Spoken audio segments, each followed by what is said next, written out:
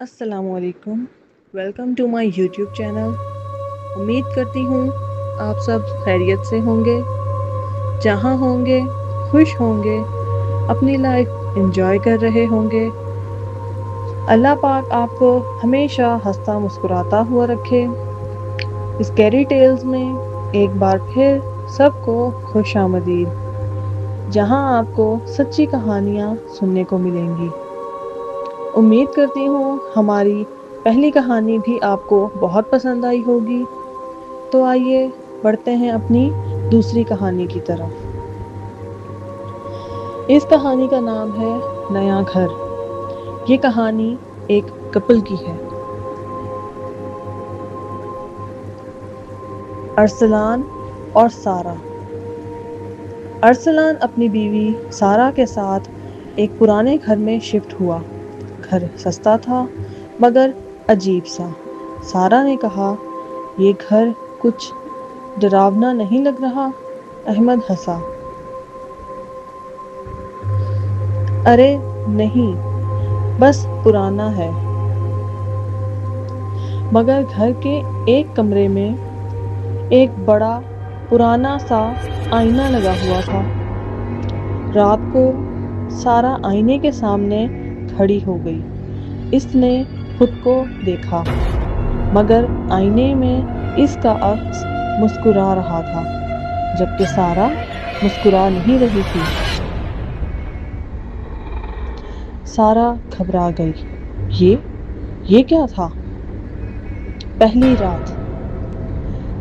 رات کے 3 بجے ارسلان کی آنکھ کھلی۔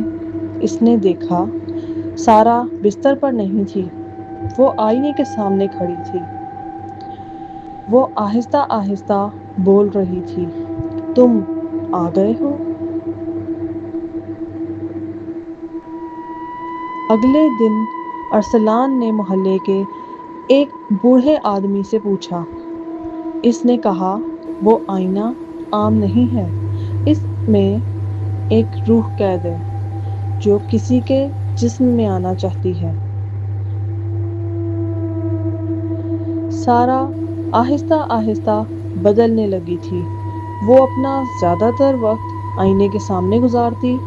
وہ احمد سے بات کرنا بھی ترک کرتی جا رہی تھی۔ وہ بہت کم بولتی تھی اور سارا دن آئینے کے سامنے رہتی تھی۔ ایک دن ارسلان نے دیکھا آئینے میں سارہ کی آنکھیں بالکل سیاہ تھیں۔ ارسلان یہ دیکھ کر بہت گھبرا گیا۔ اس نے کئی دن اس کے بارے میں سوچا اور ایک دن ہمت کر کے آئینہ توڑنے کی کوشش کی۔ جیسے ہی اس نے ہاتھ اٹھایا، آئینے سے آواز آئی، اگر مجھے توڑا تو سارہ مر جائے گی۔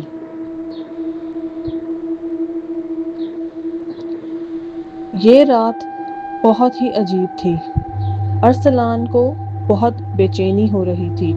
رات کو ارسلان جاگا، سارہ اس کے اوپر کھڑی تھی۔ اس کی آنکھیں سیاہ تھیں اور چہرہ کسی اور کا۔ اب یہ جسم میرا ہے۔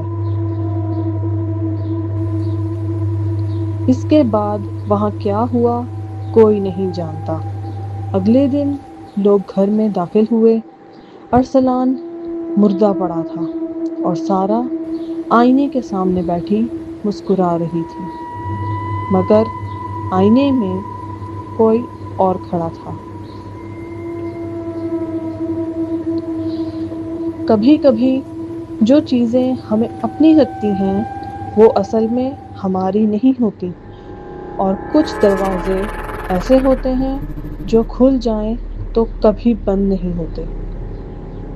سو گائز، ہوپ آپ کو یہ کہانی بھی بہت زیادہ پسند آئی ہوگی۔ امید کرتی ہوں کہ آپ یہ کہانی شوق سے سنیں گے اور اسے بہت سارا لائک کریں گے۔ اسی طرح کی کہانیاں سننے کے لیے ہمارے چینل کو سبسکرائب کر دیں، بیل آئیکن کو پریس کر دیں، ویڈیو کو لائک کریں اور اپنے فرینڈس کے ساتھ اینڈ فیملی کے ساتھ شیئر کریں۔